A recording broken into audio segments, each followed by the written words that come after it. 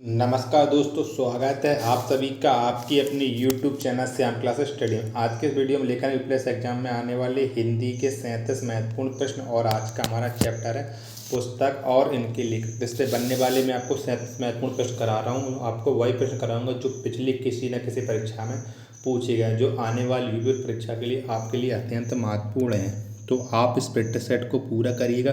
पूरा करने के बाद आपको अपना स्कोर कमेंट बॉक्स में बताना है कि आपने हमारे इस प्रैक्टिस से कितने प्रश्न सही किए हैं, और साथ में अपने ज़िले का नाम भी लिख दीजिए कमेंट बॉक्स में कि आप हमारी वीडियो यूपी के किस ज़िले से देख रहे हैं। प्रैक्टिस सेट को पूरा करने के बाद आपको इसे अपने सभी छोटे भाइयों बहनों के पास जरूर भेज देना, जिससे वो भी लोग इस प्रैक्टिस सेट को लगाएं और उन लोगों को भी अपनी तैयारी का पता लग जाए कि उनकी तैयारी यूपी पुलिस परीक्षा के लिए कैसे। वीडियो पसंद आती है तो वीडियो को आप लाइक कर दीजिएगा। चैनल को आपने सब्सक्राइब नहीं किया है तो चैनल को जरूर सब्सक्राइब कर लीजिएगा। तो चलिए शुरू करते हैं आज का अपना 77 प्रश्नों का महत्वपूर्ण प्रैक्टिस सेट। तो क्वेश्चन है आपके सामने कि भक्ति काल का नाम पूर्व मध्यकाल किस आचार्य ने दिया है। तो किस आचार्य ने दिया है भक्ति काल का नाम पूर्व मध्यकाल? तो ये दिया है आचार्य हजारी प्रसाद द्विवेदी ने। ऑप्शन नंबर बी इसका राइट आंसर हो जाएगा। अगला प्रश्न है आपके सामने कि हिंदी का प्रथम व्याकरण लिखने वाले विद्वान है। तो हिंदी का प्रथम व्याकरण लिखने वाले विद्वान कौन है? तो ये विद्वान है जेसुआ केटलर। कौन से? जेसुआ केटलर। ऑप्शन नंबर सी इसका राइट आंसर हो जाएगा। नेक्स्ट प्रश्न है आपके सामने कि हिंदी साहित्य के इतिहास को व्यवस्थित रूप देने का श्रेय किसको है। तो हिंदी साहित्य के इतिहास को व्यवस्थित रूप देने का श्रेय ये जाता है आचार्य रामचंद्र शुक्ल को। ऑप्शन नंबर सी इसका राइट आंसर हो जाएगा। नेक्स्ट क्वेश्चन आपके सामने कि आचार्य रामचंद्र शुक्ल के अनुसार हिंदी साहित्य के आदिकाल की समय सीमा है। तो हिंदी आदिकाल की समय सीमा कितनी है ये आपको बताना है। तो हिंदी काल की आदिकाल समय सीमा बी संख्या 1050 से BC 375 तक। ऑप्शन नंबर ई इसका राइट आंसर हो जाएगा। अगला क्वेश्चन है आपके सामने कि हिंदी साहित्य की भूमिका पुस्तक के लेखक कौन हैं। तो हिंदी साहित्य की भूमिका इस पुस्तक के लेखक हैं हजारी प्रसाद द्विवेदी। कौन से? हजारी प्रसाद द्विवेदी। ऑप्शन नंबर सी इसका राइट आंसर हो जाएगा। अगला क्वेश्चन है आपके सामने कि चंद्रवरदाई की रचना है।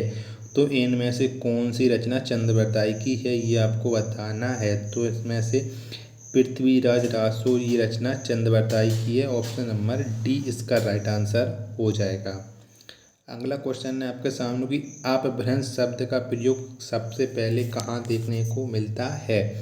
तो अपभ्रंश शब्द का सर्वप्रथम प्रयोग मिलता है राजा धारसेन द्वितीय के शिलालेख में। किसके शिलालेख में? राजा धारसेन द्वितीय के शिलालेख में अपभ्रंश शब्द का प्रयोग मिलता है। ऑप्शन नंबर डी इसका राइट आंसर हो जाएगा। नेक्स्ट क्वेश्चन है आपके सामने नासकेतुप्यान किसकी रचना है। तो नासकेतुप्यान रचना किसकी है? तो ये रचना है सदल मिश्र की। किसकी है? सदल मिश्र की। ऑप्शन नंबर ए इसका राइट आंसर हो जाएगा। नेक्स्ट क्वेश्चन है आपके सामने कि प्रबंध चिंतामणि के रचनाकार हैं। तो प्रबंध चिंतामणि तो इसके रचनाकार हैं जैनार्थ मेरुतुंग। कौन से? जैनार्थ मेरुतुंग। ऑप्शन नंबर बी इसका राइट आंसर हो जाएगा।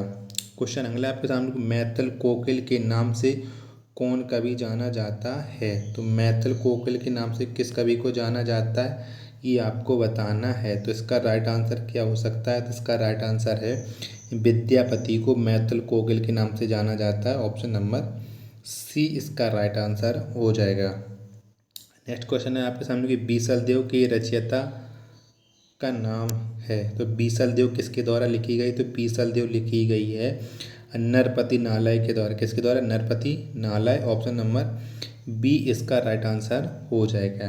नेक्स्ट क्वेश्चन आपके सामने कि सिद्ध कवि सरहपा की रचना का नाम है। तो सिद्ध कवि सरहपा की रचना का नाम है दोहा कोश। क्या है? दोहा कोश। ऑप्शन नंबर ए इसका राइट आंसर हो जाएगा। नेक्स्ट क्वेश्चन है आपके सामने कि आलाखंड का वास्तविक स्रोत ग्रंथ है। तो आलाखंड का वास्तविक स्रोत ग्रंथ है परमाल रासो। कौन सा है? परमाल रासो।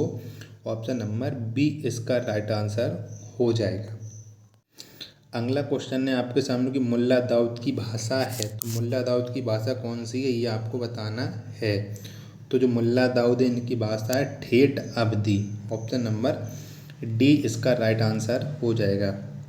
नेक्स्ट क्वेश्चन है आपके सामने कि सिद्धों का प्रथम कवि, तो सिद्धों का प्रथम कवि कौन है। तो जो सिद्धों का प्रथम कवि है तो ये प्रथम कवि है सरहपा। कौन से हैं? सरहपा। ऑप्शन नंबर ए इसका राइट आंसर हो जाएगा। नेक्स्ट क्वेश्चन है आपके सामने कि अपभ्रंश शब्द का सबसे पहले उल्लेख किसने किया है। तो अपभ्रंश शब्द का सर्वप्रथम उल्लेख किया है, ये किया है पतंजलि ने। ऑप्शन नंबर सी इसका राइट आंसर हो जाएगा। क्वेश्चन अगला आपके सामने कि अपभ्रंश के प्रथम महाकवि कौन थे। तो अपभ्रंश के प्रथम महाकवि थे स्वयंभू। कौन थे? स्वयंभू। ऑप्शन नंबर डी इसका राइट आंसर हो जाएगा। अपभ्रंश के प्रथम कवि स्वयंभू। नेक्स्ट क्वेश्चन है आपके सामने कि इनमें से कौन सी भाषा आदिकाल की है। तो इनमें से कौन सी भाषा आदिकाल की है। तो ये है डिंगल पिंगल, ये भाषा आदिकाल की है। ऑप्शन नंबर डी इसका राइट आंसर हो जाएगा। नेक्स्ट क्वेश्चन है आपके सामने कि इनमें से कौन सी रचना आदिकाल की है। तो आदिकाल की रचना कौन सी है आपको बताना है। तो इनमें से आदिकाल की रचना है विद्यापति पदावली। कौन सी है? विद्यापति पदावली। ऑप्शन नंबर सी इसका राइट आंसर हो जाएगा। नेक्स्ट क्वेश्चन है आपके सामने कि इनमें से कौन सा कवि आदिकाल का नहीं है। तो कौन सा कवि है जो आदिकाल का नहीं है। तो ये है नाभादास, ये आदिकाल के कवि नहीं है। ऑप्शन नंबर सी इसका राइट आंसर हो जाएगा। नेक्स्ट क्वेश्चन है आपके सामने बीसल देव रासों के रचयिता कौन हैं। तो बीसल देव रासों के रचयिता कौन से। तो इसके रचयिता नरपति नालय। कौन से? नरपति नालय। ऑप्शन नंबर बी इसका राइट आंसर हो जाएगा। अगला क्वेश्चन है आपके सामने कि हिंदी साहित्य के 700 से 1400 ईस्वी के कालखंड को ग्रियर्सन ने क्या नाम दिया है। तो हिंदी साहित्य के 700 से 1400 ईस्वी के कालखंड को ग्रियर्सन ने नाम दिया है चरण काल। कौन सा दिया? चारण काल। ऑप्शन नंबर ए इसका राइट आंसर हो जाएगा।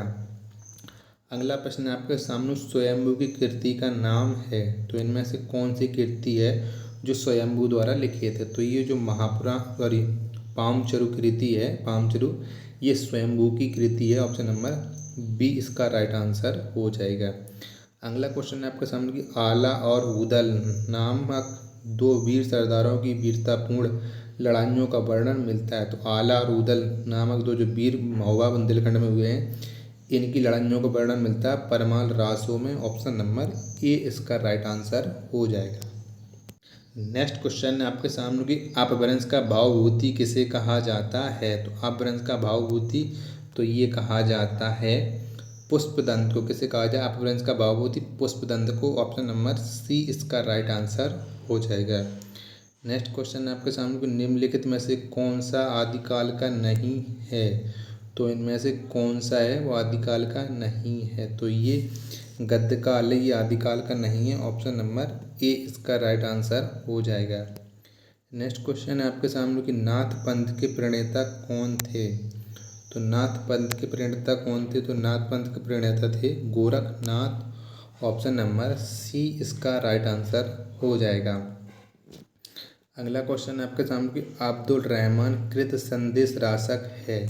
तो अब्दुल रहमान के द्वारा जो लिखा गया संदेश राशक वो क्या है। तो ये है एक खंड काव्य। कौन सा है? खंड काव्य। ऑप्शन नंबर ई इसका राइट आंसर हो जाएगा।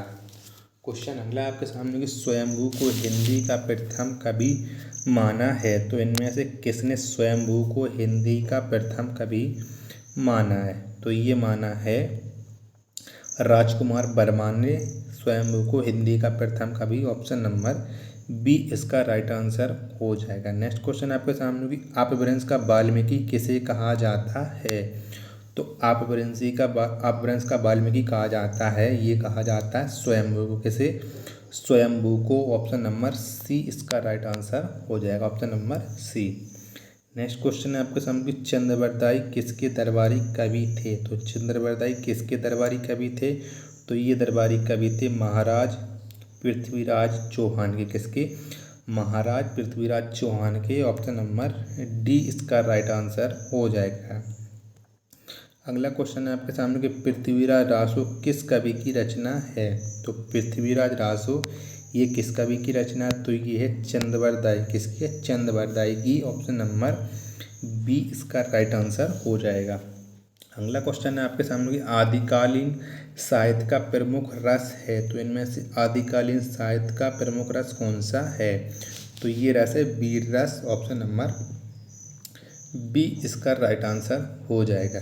नेक्स्ट क्वेश्चन आपके सामने कि किस विद्वान ने हिंदी साहित्य के प्रारंभिक काल को वीरगाथा काल नाम दिया है। तो किसने दिया है हिंदी साहित्य के प्रारंभिक काल को वीरगाथा काल नाम, तो ये दिया है आचार्य रामचंद्र शुक्ल ने। ऑप्शन नंबर सी इसका राइट आंसर हो जाएगा। नेक्स्ट क्वेश्चन आपके सामने कि आदिकाल को सिद्ध सामंत युग कहा है। तो किसने आदिकाल को सिद्ध सामंत युग कहा है, तो ये कहा है राहुल सांकृत्यायन ने। किसने? राहुल सांकृत्यायन ने। ऑप्शन नंबर बी इसका राइट आंसर हो जाएगा। नेक्स्ट क्वेश्चन आपके सामने किस ग्रंथ में चंद्रवरदाई को छप्पियों का राजा कहा गया। तो किस ग्रंथ में चंद्रवरदाई को छप्पियों का राजा कहा गया है, तो ये कहा गया है शिव सिंह सरोजम में। ऑप्शन नंबर बी इसका राइट आंसर हो जाएगा। तो ऑप्शन नंबर बी इसका राइट आंसर हो जाएगा। अगला प्रश्न है आपके सामने को निम्नलिखित में से कौन सा व्याकरण ग्रंथ के रूप में प्रतिष्ठित है। तो इनमें से कौन सा व्याकरण ग्रंथ के रूप में प्रतिष्ठित है, तो ये प्रतिष्ठित हैं उक्ति व्यक्ति प्रकरण। ऑप्शन नंबर डी इसका राइट आंसर हो जाएगा। नेक्स्ट क्वेश्चन आपके महापंडित राव सांकृत्यायन ने इनमें से किस कवि को हिंदी का पहला कवि माना है। तो राव सांकृत्यायन ने किसको माना हिंदी का प्रथम कवि, तो राव सांकृत्यायन ने माना सरहपा को हिंदी का प्रथम कवि। ऑप्शन नंबर ए इसका राइट आंसर हो जाएगा। तो अब आप बताइए कि आपने इस प्रैक्टिस सेट में कितने पे सही किए हैं और आपको ये वीडियो कैसी लगी। और अभी तक आपने अपना स्कोर कमेंट बॉक्स में शेयर नहीं किया तो अपना स्कोर कमेंट बॉक्स में ज़रूर शेयर करिएगा। वीडियो पसंद आई तो वीडियो को आप लाइक कर दीजिएगा। चैनल को आपने सब्सक्राइब नहीं किया तो चैनल को जरूर सब्सक्राइब कर लीजिएगा। मिलते हैं अपने नेक्स्ट प्रैक्टिस सेट में, तब तक के लिए धन्यवाद। जय हिंद प्यारे साथियों।